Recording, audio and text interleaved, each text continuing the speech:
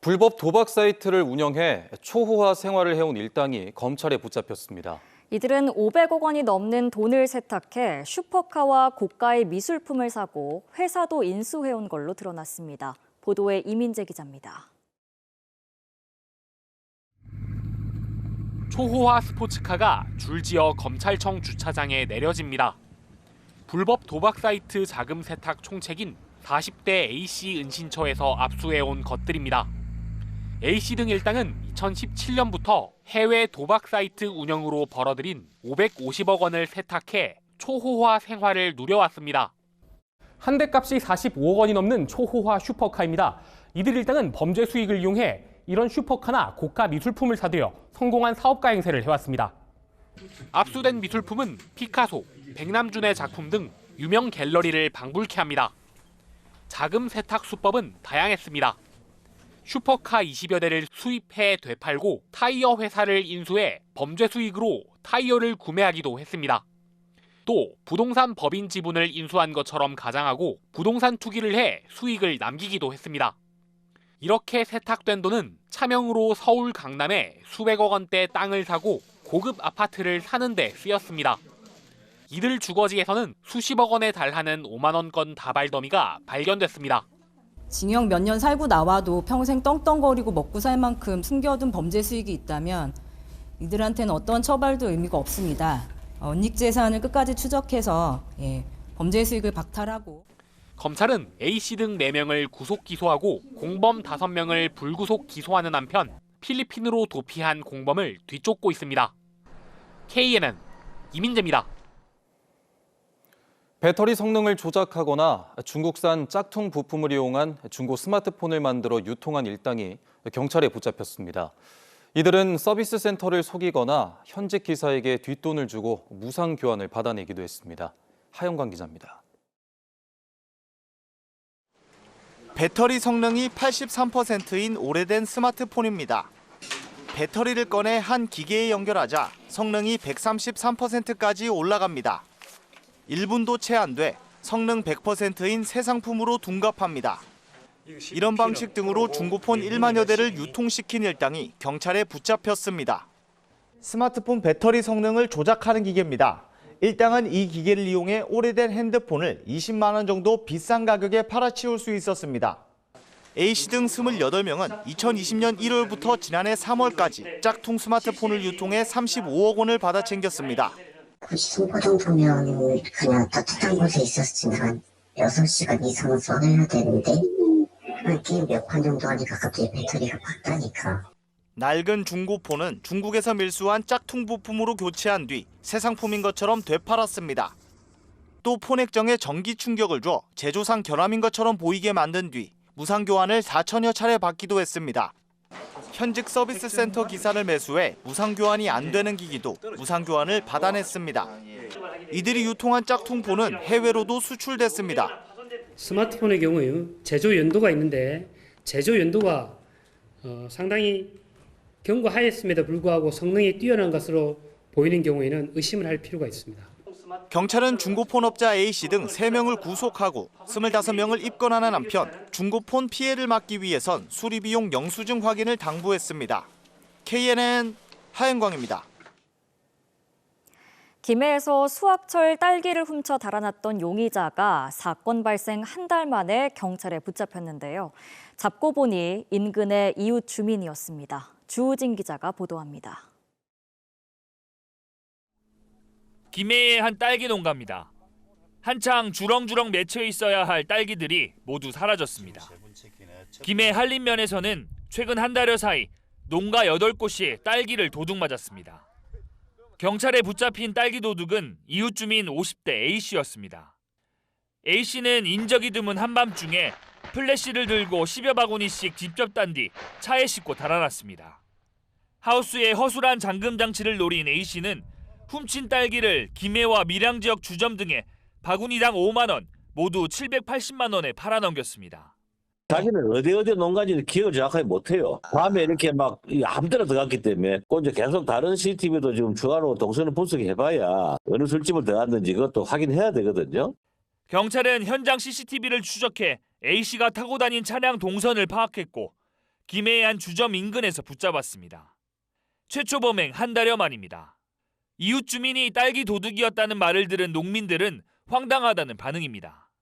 한림면 사람이 아이기를 바랬는데 아십니까? 한림면 사람이라 크니까 아십니까? 참 황당하네요. 경찰은 A씨를 구속하는 한편 공범이 있는지와 추가 범행을 수사하고 있습니다. KNN 주우진입니다. 부산의 한 산부인과 중점병원이 다음 달부터 분만에서 손을 뗀다는 소식 KNN이 단독으로 전해드렸습니다. 분만실을 운영해도 적자가 쌓이는 구조가 결국 가장 큰 문제지만 제도적 지원이 폐업 속도를 못 따라오고 있습니다. 조진욱 기자의 보도입니다. 부산의 한 산부인과 중점병원입니다. 담당 의사만 6명으로 24시간 응급의료가 가능했지만 다음 달부터는 분만 진료가 중단됩니다. 저출생 기조 속에 5년 사이 분만 건수가 20% 가까이 줄 정도로 아이가 없다는 게 가장 큰 이유입니다. 저출산으로 인해서 이렇게 종이가 붙었다고 하고 문자가 왔을 때 병원 상의 그런 사정을 이해는 하나 정부에서나 지자체에서나 이런 법적인 제재가 하는 게 없다는 것도 조금 어이가 없었고. 통상 산부인과 병원은 아이 한 명을 낳으면 많게는 200만 원의 비용을 수가로 받습니다. 하지만 이 돈으로는 의료진 인건비 맞추기에도 턱없이 부족합니다. 여기에 시설 유지비까지 들다 보니 분만 진료 중단 속도를 못 따라가는 겁니다. 실제로 전국의 산부인과 가운데 80% 이상이 분만 실적 하나 없는 것으로 나타났습니다. 이 병원처럼 아예 분만을 포기하는 겁니다. 경남 산청 등 전국 절반의 지자체가 분만 취약지로 지정됐지만 특광 역시는 예외입니다. 국가보조금 혜택에서도 부산은 빠져있는 셈입니다. 또 정부는 지난달부터 상황에 따라 55만 원씩 분만 수가를 추가로 지급하고 있는데 이마저도 부산 등 특광 역시는 빠지는 게 많습니다. 아기를 놓게 하기 위해서 산모나 이렇게 집중되는 정책을 펴지 산부인과 병원에 집중되는 정책을 펴겠습니까? 산부인과를 도와줘야 된다 생각을 못한다는 거죠. 이 같은 상황 속에 부산의 분만 시설은 10년 전 60여 곳에서 26곳으로 반토막 났습니다. KNN 조준욱입니다. 지난해 글로컬 대학 선정에서 탈락한 인제대학교가 지역의 다른 대학들과 함께 재도전에 나섭니다. 김해시와 상공계 역시 도시 전체를 대학 캠퍼스로 만들겠다며 지원에 나섰습니다.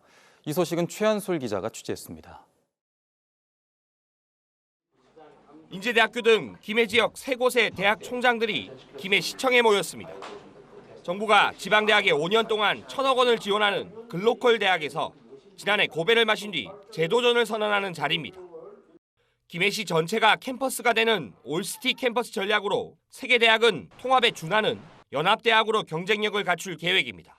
아이디어는 혁신적이고 좋으나 실천 부분에서 좀 부족한 부분이 있다고 지적을 받았고 특히나 성과 평가 부분에서 보완할 점이 있다고 말씀을 들었습니다. 그래서 이런 부분을 보완해서 무엇보다 김해시는 지난해 탈락에 있어 지자체의 역할이 부족했던 점을 인지하고 올해는 주체적으로 글로컬 대학 추진에 임하겠다는 입장입니다. 지역대학의 인재들을 핵심 산업으로 연결하는 김해 인재양성재단과 3개 대학을 물리적으로 묶는 허브 캠퍼스 건립이 목표입니다. 그리고 대학의 체질뿐만 아니라 경쟁력을 강화하고 그리고 산업계에는 우선 인력을 공급해서 산업계가 좀 더 활발하게 경쟁력을 강화하는 계기가 될 수 있도록 하는 게 저희들의 기본적인 역할이기도 합니다. 하지만 창원대와 경남대가 새롭게 글로컬 대학에 도전하면서 도내 대학 간 경쟁은 불가피합니다. 한편 인제대 등 3개 대학은 지난해 예비 지정으로 올해에는 8월 본 지정에 곧바로 도전합니다. KNN 최한솔입니다. 인구 정책을 맡는 인구부를 만들자는 공약에 아예 지역균형 발전까지 연결시키자는 제안이 나왔습니다. 정부 부처에서 인구와 지역균형 발전을 함께 총괄 관리하면 둘 다 풀릴 거라는 아이디어인데 현실성에 관심이 쏠립니다. 표준규 기자가 보도합니다.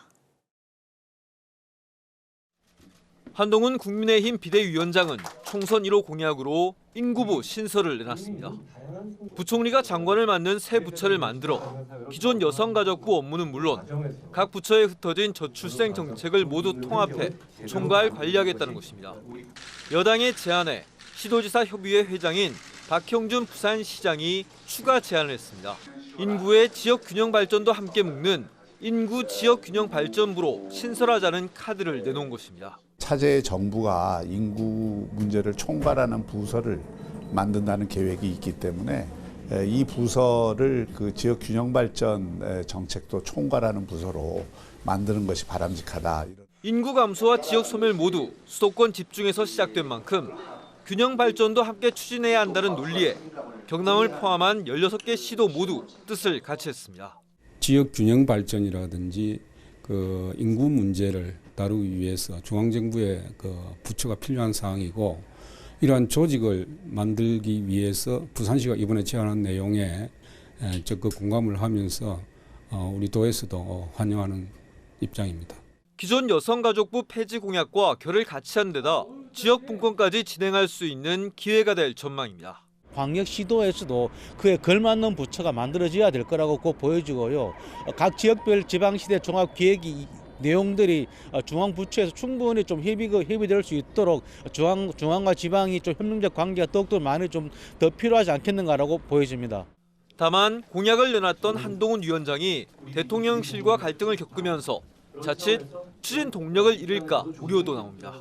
인구 소멸의 해법에 어떤 식으로든 지역 균형 발전은 꼭 필요한 만큼 어떻게 정책에 반영될지 총선 시즌 지역 표심이 지켜보고 있습니다. KNN 표준규입니다. 양산시의회가 현직 시의원의 시의회 여성 직원 성추행 혐의에 대해 뒤늦게 공식 사과했습니다. 양산시의회는 오늘 기자회견을 열고 성추행 의혹으로 시민들께 큰 실망과 걱정을 끼쳐 죄송하다며 해당 시의원에 대해서는 윤리특별위원회를 열어 징계하겠다고 밝혔습니다. 경남 거창경찰서는 절도죄로 복역하고 출소한 지 40일 만에 또 빈집털이를 한 혐의로 60대 A씨를 구속했습니다. A씨는 지난해 12월 경남 거창과 경북 지역을 돌며 모두 16차례에 걸쳐 410만 원 상당의 현금과 금품을 훔친 혐의를 받고 있습니다. 양재생 은산해운항공 회장이 오는 3월 선출 예정인 제25대 부산상공회의소 회장 선거에 출마하기로 했습니다. 양 회장은 내일 기자회견을 통해 상임 회장 선거 출마를 공식적으로 발표하겠다고 밝혔습니다. 장인화 현 부산상임 회장이 연임 공식화를 발표하면서 단독 추대를 기대했지만 결국 이번 25대 부산상임 회장 선거도 경선으로 치러지게 됐습니다. 부산도시공사 노조가 공사 소음에 시달린다며 건설사로부터 수천만 원대 보상품을 받았다는 KNN 보도와 관련해 시민단체와 시의회가 문제를 제기하고 나섰습니다. 부산 경남 미래정책은 일부 주민들은 보상을 받지 못하고 도시공사 임직원들만 보상받은 것에 대해 힘의 논리가 작동한 것으로 보인다며 제도적 조정 방안이 필요하다고 밝혔습니다. 부산시의회 서지연 의원도 노동자 복지 차원이면 노조가 소음 피해를 부산시에 요구하는 것이 적절했다며 비판했습니다. 부산국제영화제 차기 이사장 후보에 박광수 전 부산영상위원회 초대 운영위원장이 단독 추대됐습니다. 박광수 후보는 부산국제영화제 초기 부위원장을 맡으며 아시아 필름마켓을 발족시키는 등 영화제 창립의 주역으로서 부산영상위원회 운영위원장을 10여 년 동안 맡아 부산 영상 산업 발전을 이끌기도 했습니다. 신임 이사장 최종 선출은 다음 달 1일 열리는 영화제 정기총회에서 결정됩니다. 지난해 9조 2천억 원의 투자를 유치해 43%의 투자 유치 성장률을 기록한 경남도가 올해는 남해안권 국제관광 투자 유치 설명회를 여는 등 관광 분야 투자 유치에 주력할 계획입니다. 또 우주항공 분야와 방위, 원전 산업 등 미래 주력 산업을 중심으로 산업별 투자 유치 설명회를 올해 5차례 열 계획입니다.